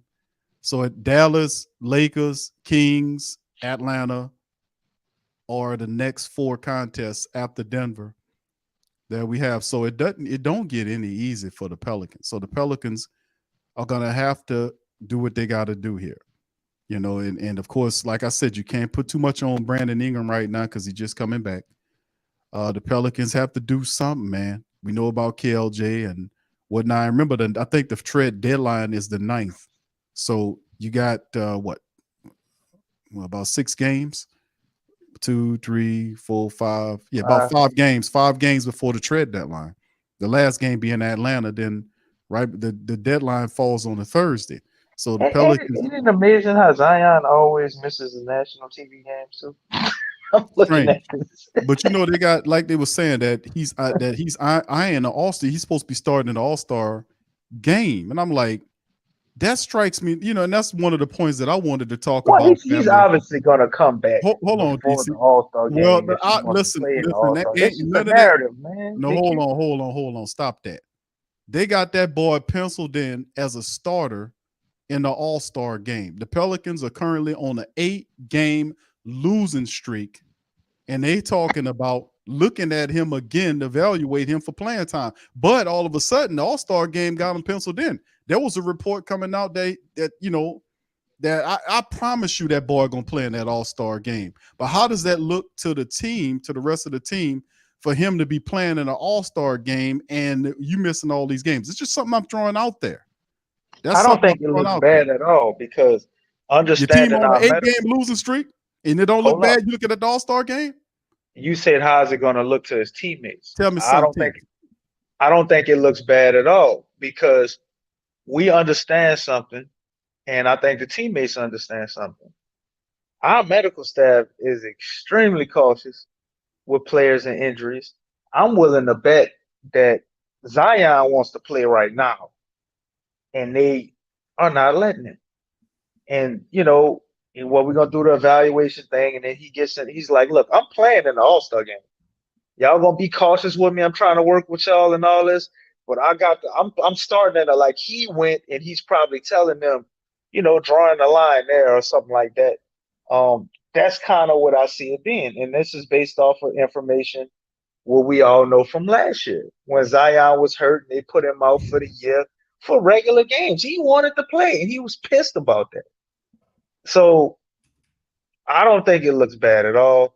I think that's a narrative that they're drawing up. A good storyline. And ultimately, if Zion plays an All-Star game, I think he comes back probably maybe that Sunday game against Sacramento or maybe the Atlanta game or something. I don't think he's just gonna miss all of those games and then just play All-Star weekend. I don't think that's the thing. Adam Wells, whoever wrote this story, who is he? He's a writer. Who's he write for, The man? Bleacher Report. Bleacher Report. Okay. So this is a good title. It's good something. It's something good to say. Great eye in the All-Star game, and it's going off of the interview. They kept asking Zion about the All-Star game, and he said he expected to play. They asked him how he felt right now. He's like, I feel great right now. Truthfully, I feel like I could play right now. You know what I'm saying? So Zion wants to play. And I think he's just not willing to miss that opportunity to play in the All-Star game. Because if I'm not mistaken, did he play last time in the All-Star game?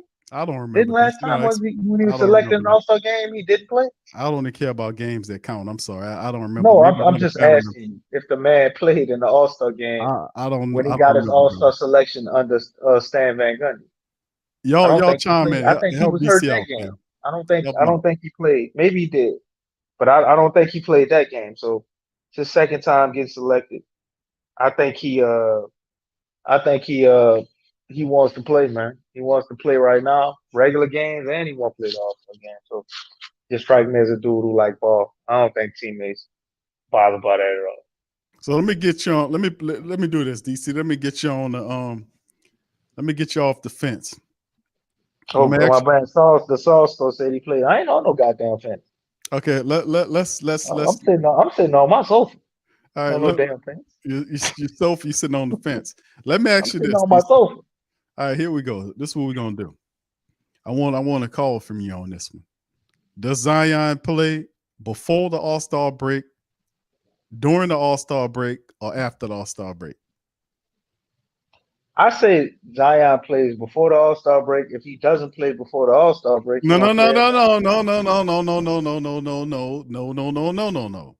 not doing that because you sneakily do that most of the time, and I'm not What letting you do that on this. sneakily? There ain't even a word. Spell it. I just created it, Jesse. Sneakily. That's Spell a it. new word. That's a new word. Sneakily. Well, All right, spell it so so we can put it in the damn dictionary. I don't have to. They know how it's spelled. Let one Who of is they? the flock. The flock can spell it for me. Hey, Flock, Let me spell help me Q new out. word for him. Because you Sneakily. can't spell it. All right, now.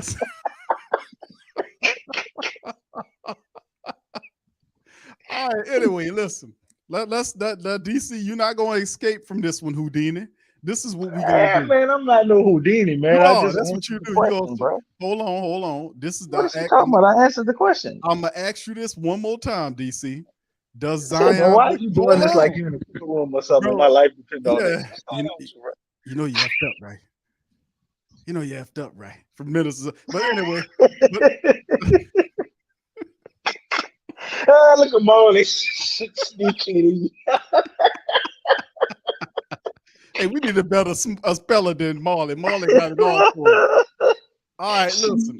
Sneakily. Come on, y'all. Y'all can do better than that, family. Put sneakily in the chat. All right. So anyway, I'm gonna ask you this one more time, DC. Does Zion Williamson play before the All-Star break? Oh man, I thought you were gonna ask me another question. No. After does he play before the All-Star break, during the All-Star break, or after the All-Star break? I eliminated all your potential answers when I answered your question the first time. I just want I one said, thing. I just want one of them. Which one? well, I'm gonna give you my. Can I answer it? How I answer it? Or I gotta. What is with you, bro? You're I too just want. controlling, man. You can't I tell just me how want. to answer a question. I'll ask you. As A, B, or C. Which one is I Which don't one is do A, B, or multiple C? choice, dog. I circle everything when I took my test. That's why I always pass. Oh Lord, you failed your ass off if you circled everything. All of them. And here's why. I wrote a paragraph by each answer, though, Big Q, so they gave me extra points for that. But anyway, I don't know nobody I doing that. said Go ahead. Zion plays before the All-Star break so he can play in the All-Star break. That's basically what I said. But I said I think he plays when is the All-Star break? Because I'm looking at the schedule. I was going off of the trade deadline. I think the All-Star break is like February, I think 17th. So I would have to look at the schedule to try to predict the game. I think maybe 4 or 5 days ago, they said he'd be reevaluated in 2 weeks. After the reevaluation, he's going to go through that little ramp up period. Like once they clear him to play, they'll give him probably a game or two he's going to miss. Then he's going to come in on a minutes restriction the game after that, and he'll play. And that'll put him to be able to play in the All-Star game like he wants to do. So, truth be told, I think Zion can play right now. But we're doing the whole super cautious thing. And you rightfully so with this injury. You want to be careful with a hamstring. You know, it's one of those things, man, when you think it's gone and then you try to go full throttle, then boom, it's right back. You know what I'm saying? So, not really mad at the Pels this time about being cautious with Zion because hamstrings are one of those things that's tricky. So, I see him after the 2 week evaluation going through that little bullshit ramp up period and all that stuff where he can practice and he's advancing to doing 5-on-5 drills, similar to what we just saw with BI when he finally came back. You know, next thing you know, he was practicing. He had like 2 practices and then he was playing. You know, I think they're going to do a similar thing with Zion, and it's going to come, you know, right before the All-Star break because you got like, 3 weeks before that happens. So, All right. Well, there you go, DC. I appreciate you taking your time to answer that question. So, I mean, it is what well, it that's is. what happened when you're sitting on your sofa and not on the fence. I don't know, brother. I don't know. But anyway, Did I sound concerned? Did I no. sound unsure? Yes. Did I sound wavering? Yes, you did. Lexa says I Zion just is explained my decision. Lexa says Zion is representing the Pels in All-Star game. That's a huge honor. Why not play in it? All right, Lexa. Yeah. Wallace says, what if he re-injured his hamstring in All-Star game, though? That'll be We some problematic. pessimistic people over here. No. Don't you call nobody no name. Because this is true.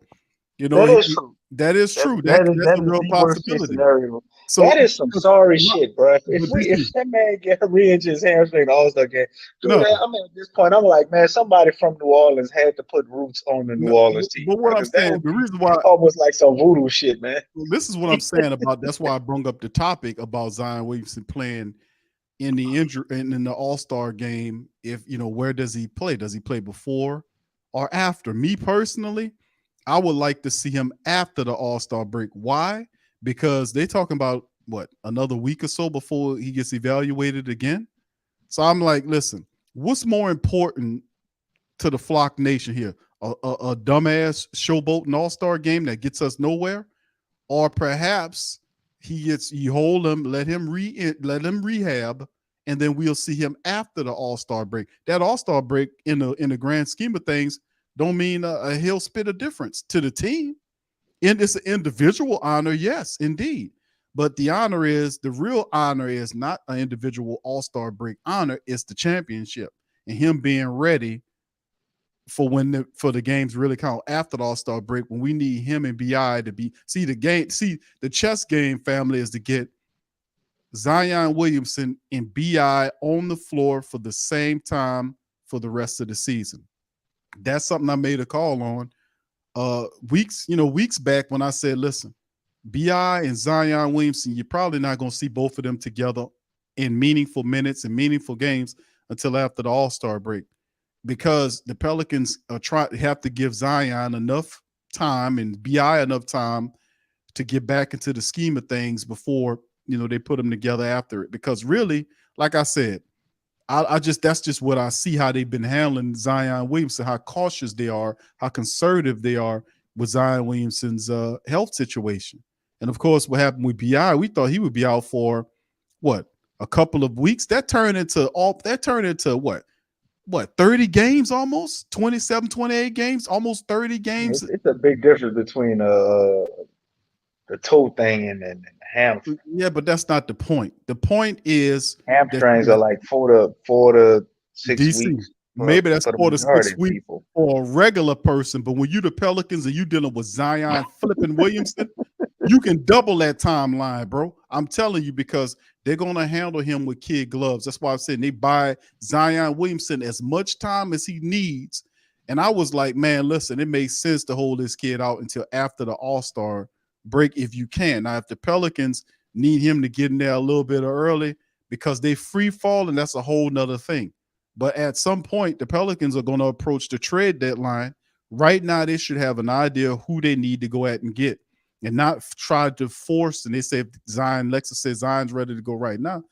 I mean, if he was ready to go right, then again, it's the Pelicans how they handle him. They're going to handle him with kid gloves. And they're going to do the same damn thing with Zion. And they might be calling this a hamstring strain. Zion might have had a damn muscle spasm, man. It's just overreaction. But I'm saying, listen, you don't have a hope if you don't have your two stars there. The Pelicans haven't had them together in meaningful time for this entire for the duration of this season. Now you finally get BI back on the court. Zion is close to getting back on the court too. But I'm like, man, listen, the All-Star break don't mean nothing to my team.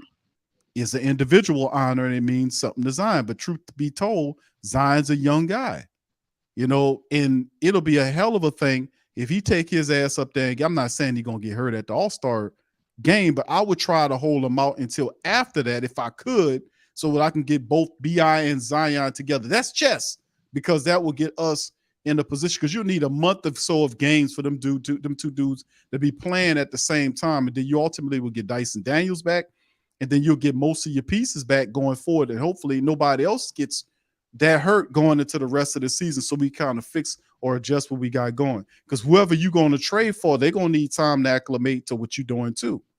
So at the end of the day, hopefully the Pelicans, I like, Anunoby, but I like Bogdanovich a lot better because he's the best shooter you can acquire. Pelicans have the capital and the contracts to put together to get him. I think he fits because you need a shooter. You need another shooter there. And this guy liked your fuck. I'm about to say something. I'm sorry, but listen, that's where I'm going. But anyway, that's what I'm thinking about this whole Zion Williamson thing. But DC answered the question. Some of the family members were saying the same stuff. So, like I said, this is chess here, and they got to get these guys back. I say after All-Star break, give them as much time as they need to rehab, take their time with them. If the Pelicans need to make a move in the trade deadline or before the trade deadline to bring pieces on the team to keep them afloat, until that happens, they're going to have to do it. Some kind of way, Willie Green's going to have to reach these guys that he has planned and tell Trey Murphy III, and I ain't going to call him Trigger because it's Trigger Jam most of the time. He don't play with the same intensity. He got to learn a mid game. He got to improve. You got to do something. These guys have to get better, man. They got all these hot and heavy minutes playing because a lot of the starters are not there. These guys must improve. These guys have to get better and do better. They got to play better defensively. They can't turn the ball over as much. They're going to hit more. They have to hit more shots at the foul line. They got to play better defense. He's going to have to get as much as he can get out of these guys. And then, of course, whatever else comes down the line. So this is the reality until we get both Zion and BI back healthy on the court at the same time to build forward. This is the chess. We got to get these guys together for the rest of the season, man. Well, After the All-Star break, go ahead, DC. well, Big Q, Bi is back right now, so Bi ain't back like you want him to. It's gonna take time for him to get there, bro. You know it that. ain't gonna take that long. Every game I've seen so far, as the game progressed, he seemed to be getting better and better. He ain't played in 20 some odd games, bro. The first couple of games it's That's gonna my be, point. knocking off a little rust. That's my I point. You don't think can't it put has that much anything to pressure do on with him. it. What? You can't put pressure on Bi missing 27, 28 games to come back and carry games for you, Man, what you DC. talking about? You can't put pressure on him. You The can't dude is put pressure on him. I didn't the stutter. dude making $150 million, man. He's the second best player on this team. So throw all the weight on Arguably, him some 2 people games would back. say arguably some people would say the best player on the team. You know what I'm saying? And you can't put any pressure on him. Bi gonna put pressure on himself because of the standard that he expects to. Pressure meaning DC. Hold Listen to what on, I'm saying. man. Hold Pressure on, bro. meaning I've been listening that to you you for not. like 10 minutes. I'm Yeah, trying but to you ain't say about to something. say nothing. You about to say something All that right, well, I ain't gonna say nothing. Go ahead and say what you been saying. Go ahead. No, we can't put pressure on Bi. What else? you can't put pressure on them. Like they're not gonna put all that on Bi 2 games out of his 27 games missed. DC. It's a ramp up period. It's a period where he has to get acclimated to the games, bro. Is what I'm saying. Isn't that how it happens? Like when you bring guys back, you don't expect him to carry the whole heat, right? Go ahead. All right. Like I was saying, bro.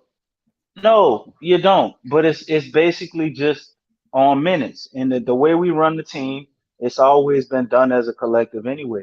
When Bi and Zion was out there, that's how it was. When Bi went down, then we leaned a lot on Zion because it was highly effective. You know, if Zion can play, you know what I'm saying, and it's not um any type of thing where you're pushing him and you're trying to get him out there early. And if he's fine and he can play, I think he should play because being precautionary, man, and you keep doing all this precautionary shit just lead to guys keep getting injured. Like it's got to be a point to where you got to start to kind of play in the manner that you expect to play. Milwaukee ain't never precautionary with Giannis, and Giannis don't never get hurt. And you see this with multiple other teams. Different The element, part man. of the way that we operate and being precautionary, and when you watch other teams that are precautionary, they seem to have more injuries. Albeit though, they're not always long term. But the longer you sit and your body is not in motion, it's getting used to not being in motion.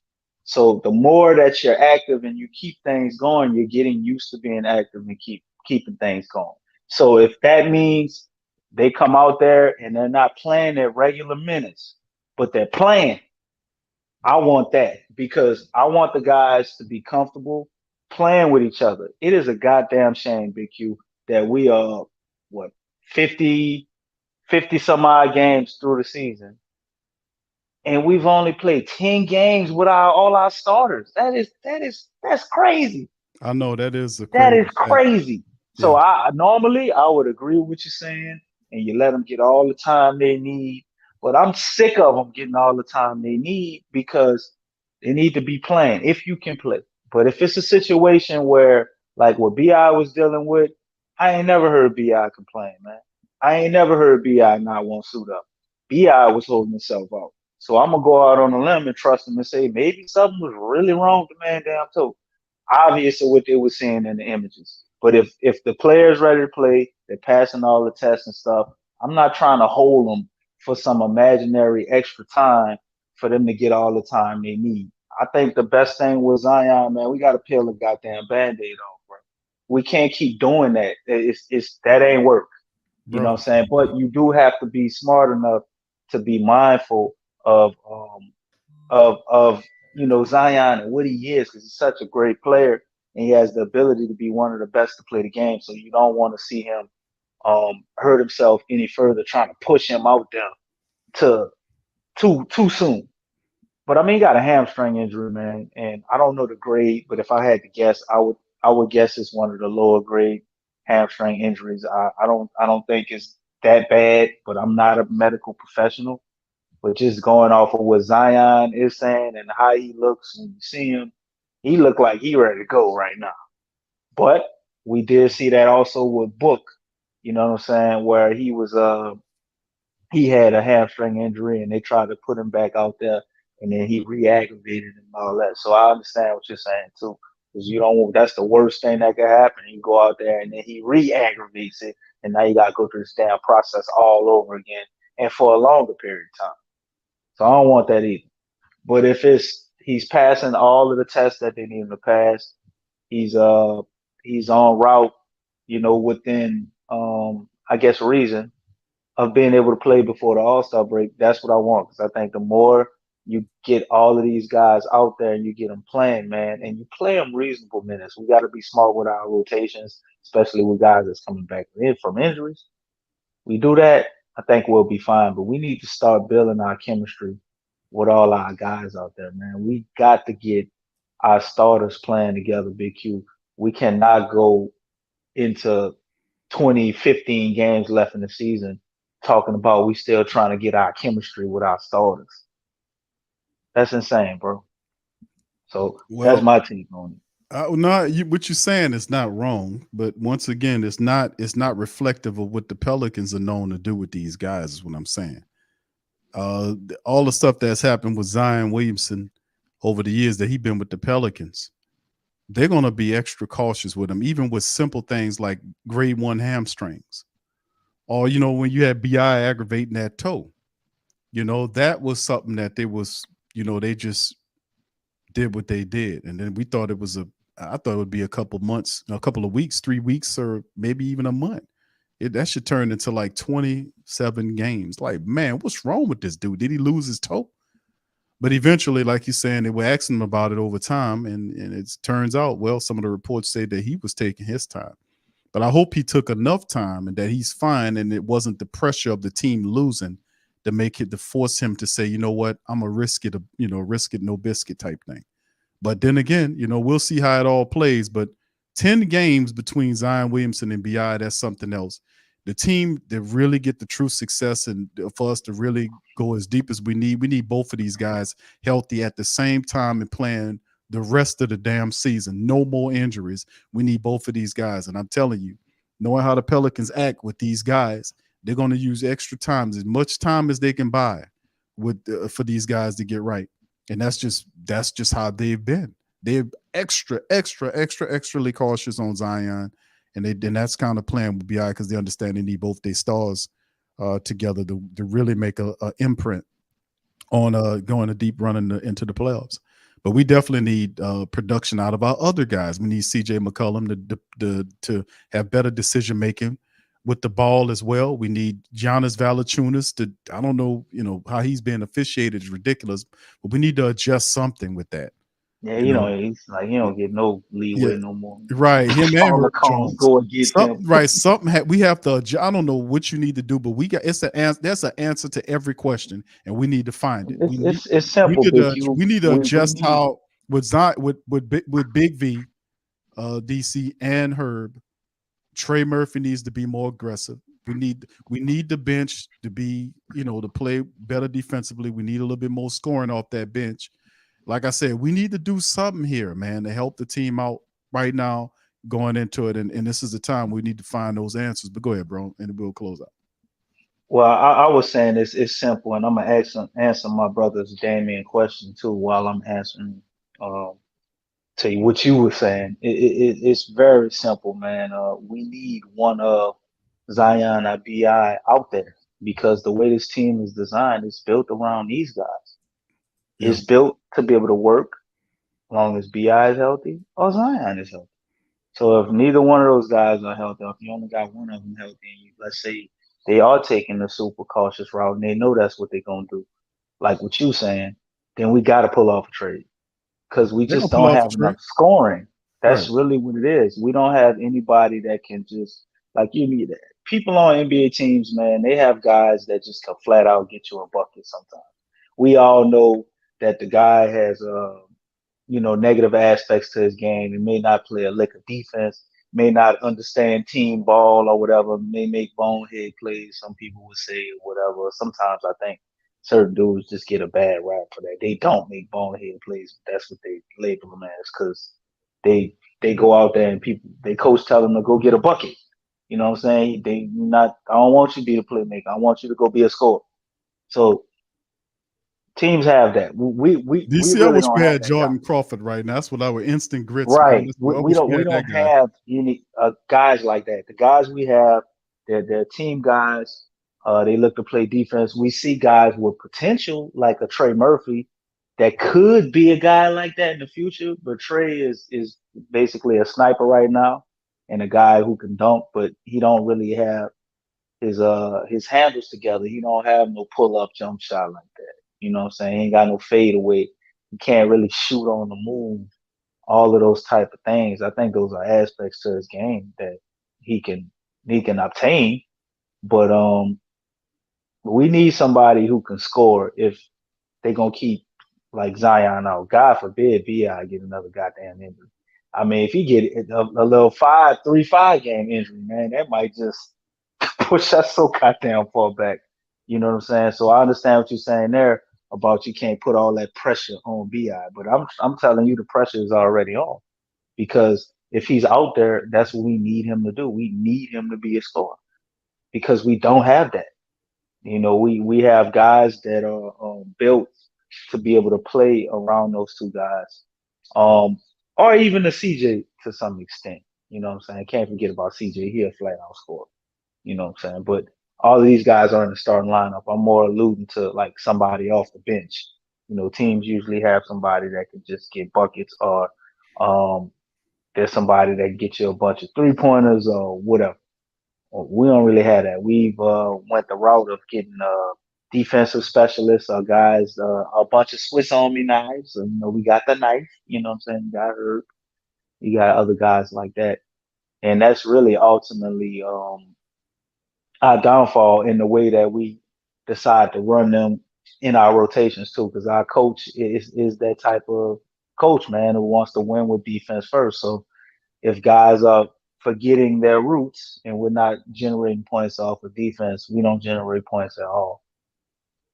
So that's ultimately the problem, man. And for me, the way to fix it is BI's line gotta be out there. That's the easy solution. The other one, we trade for somebody who can score. Best scenario would be somebody who could score and defend. Yeah, even though I know everybody wants Bogdanovich, which I like that too. I'd be very happy if we got Bogdanovich. The OG Anunoby people who want him, I can't be mad at that either. I wouldn't be happy about Gary Harris. That's just one out. I don't know. He's playing good right now, but just how I saw him fall off with Denver, I just can't really trust Gary Harris. But nonetheless, man, that's the only solutions you have, man. You have to supplement what you're missing. We need to get some more scoring so they could be extra cautious like that, and we can be the deepest team in the league like we supposed to. You know, my man Damian was asking about that. Are we really considered the deepest team in the league if we can't If you're not make winning, it happen without these guys? You know what I'm saying? right? If you got to win So to help that out, yeah, you've seen teams, man, that can win without the stars. So it's no right? excuse. You Right. should be able to win when your stars are a little banged up. But they're not out for the year. You know they're coming back, but they banged up, missing 10, 20 some games. You should be able to keep it respectable, man, and play right under 500 ball, 500 ball like some guys do, but you shouldn't be 3-13. There's obviously something wrong if you're 3-13. So we gotta fix it, man. But we got Bi back, and I think that's a easy solution to what's going on. And I know you're saying they can't put the pressure on him, bro. But as soon as he step out on the floor, bro, he wants to be one of the best basketball players to ever play. So he gonna put the pressure on himself, whether you say they should or they won't. That's exactly what's gonna happen. Well, I mean, I think over time, as the games keep going, I think they'll kind of ramp it up. Remember what Willie did when he set him down when he was hot? How do you explain that one? Injury. Mm-hmm. He had a minutes restriction, Mm-hmm. and I believe coach wanted Bad Bi calls. in the game. At the end of the game, like you saw him do, he played most of the fourth quarter. So he had to divide those minutes up in a way that was, I guess beneficial. But I think just me personally, but I'm not a coach. If he hot, man, you got to burn through some of them extra minutes I didn't want you Won't to do right that. now. You hot. You ain't gonna do You that. know what I'm saying? No, And if, he if we burn through too many of them and you cool off, it's like, damn, well, why BI was out for almost a quarter and a half, 2 quarters? Because he was hot and I played him some extra minutes I shouldn't have. And I'm going to make sure I have him down the stretch. All right. Lexa says, so how do you all feel about Trigger getting an invite to the dunk contest going off? How you feel about Zion playing an all-star game? I think it's a positive for these guys to get invites. I don't see a problem with it. I think one of my spills is I don't want to see Zion Williamson in the all-star game playing if he didn't play before the all-star game. That's all I'm saying. Like I said, it's a positive for the players, the individual honor, and I'm not mad at it, but I'm more like I would care about the big picture. The big picture is I want these guys to be healthy and playing together and, moving forward and gaining the chemistry we need for them to compete in the playoffs, setting up a run so we can go in the playoffs so they all need the help. That's what my mentality is after all of the stinking, rotten losing that we've been doing over the years. I think it's a positive, in my opinion, to see Trey Murphy in there. Like I said, I don't think he should play in the All-Star game if he didn't play before the All-Star game. That's just my point on it. That looks kind of weird to me, just to me. Maybe that's just me. But DC, you want to answer that right quick? We're going to get on Brother Aramis. He got a super chat. What was the question again? How do you feel about Trigger in the dunk contest, and how do you feel about Zion in the All-Star game? Thank you, Lexa. I think Trigger in the dunk contest is more of a something to be happy about than Zion in the All-Star game. And I say that because Zion, to me, was top 5 player in the league, but he missed so many games. So I'm sure you can name 5 other guys and not put him there. And, I would get that. But I expect Zion to be in the All-Star game every damn year, as long as he's healthy. That's the type of player he is. So I'm not really surprised. I guess it's a good honor. We finally got a Pelican in the starting lineup of the All-Star game since Anthony Davis, but we had that when Anthony Davis, and what did that get us? Nothing. So it's a good honor. I'm happy for Zion. I'm especially after everything last year and people were acting like he wasn't never going to be able to come back and he wasn't never going to be the same and all of this. And he's going to be fat. He ain't gonna, it's great for all of those things, but it's kind of hard to be high on that right now because of the state of what Pelicans basketball is right now. We all know it's not going to stay there. Pelicans are not going to go 0-31 for the rest of the year. They're going to start winning some games. You know what I mean? But right now, and just thinking about that is just, it's almost like an afterthought. You want to figure out what's wrong with this team and get that fixed. And Zion going to the All-Star game ain't going to help none of that.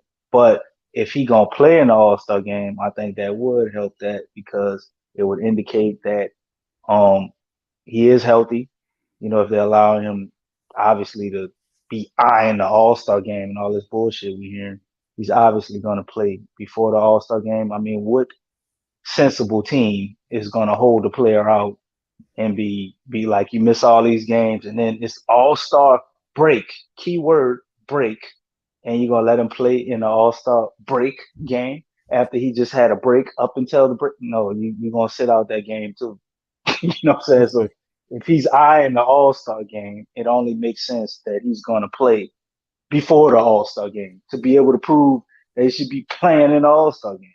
So that's really my thoughts on that. Trey Bland being in a slam dunk contest is I guess a little exciting, but I like Trey. I think he's a decent dunker.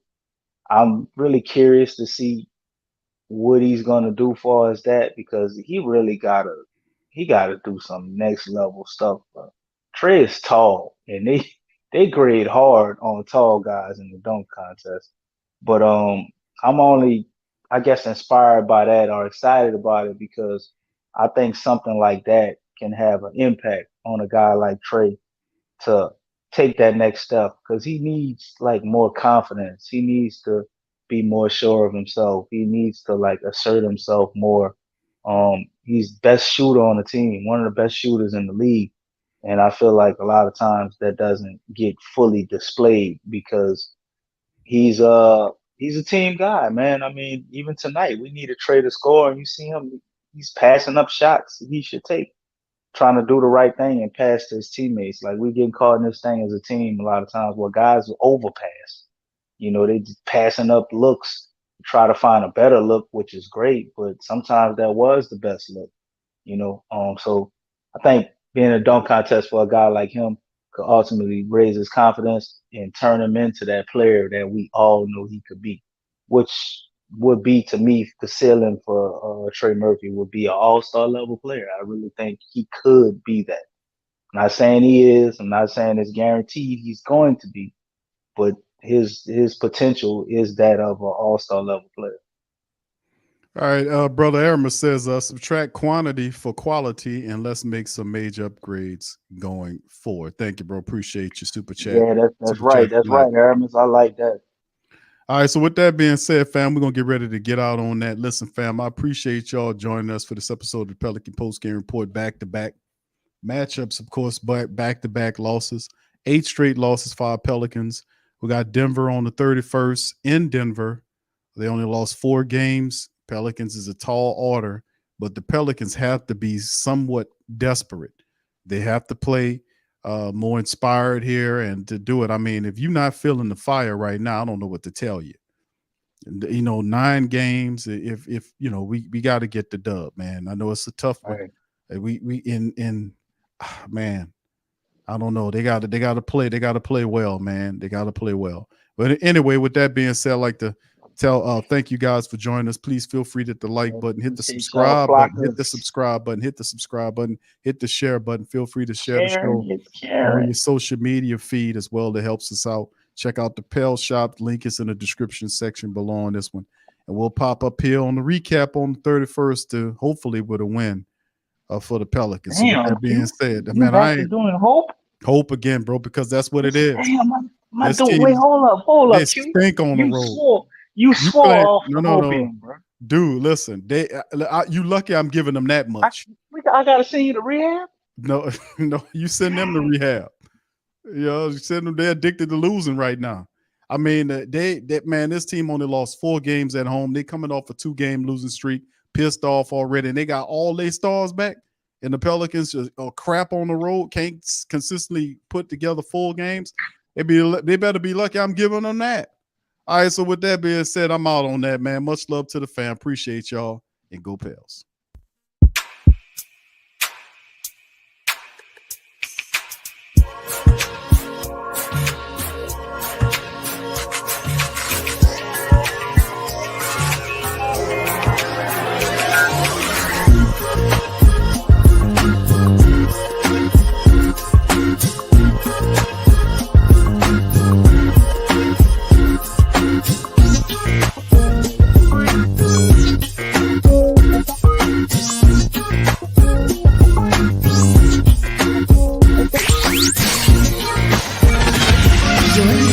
The Pelicans post-game report on the PRO Media Network for all things Pelicans.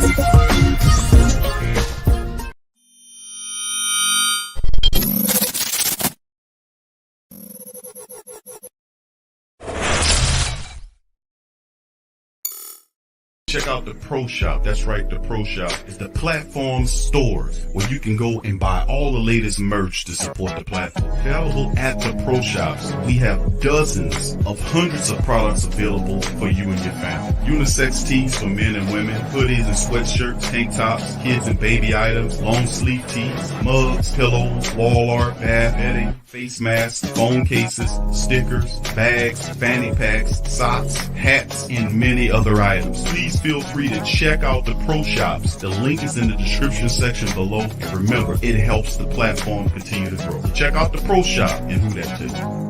TheWhoThatDaily.com. That's right, TheWhoThatDaily.com. Your one-stop shop for everything New Orleans Saints, New Orleans Pelicans, LSU Tigers, and even the top flight boxing. So if you're a Who That and you're looking for a place to stay up on your team, TheWhoThatDaily.com is your site. TheWhoThatDaily.com.